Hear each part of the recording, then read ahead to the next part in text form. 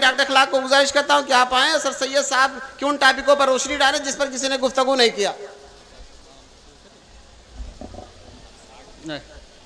अस्सलाम वालेकुम। आज ये जो महफिल सजाई गई है सर सैयद अहमद साहब की तारीख पैदाइश पर,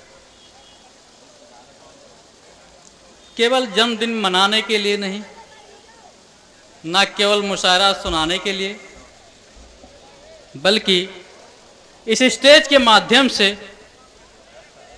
समाज, आवाम और नौजवान को एक मैसेज देना। वो मैसेज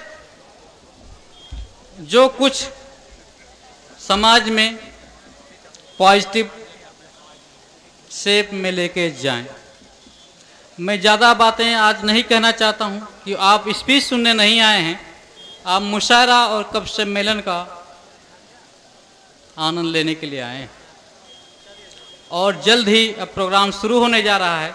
बस मैं एक बात यही कहूँगा, जो ये आवाम जो भीड़ दिख रही है, यहाँ से सब जाए तो यहाँ से एक पॉजिटिव, एक अच्छा सोच लेकर जाए और समाज में जो कुछ कमियां हैं उसको दूर करने की कोशिश करें। इसी के साथ मैं अपने बात खत्म करता हूँ। जय हिंद।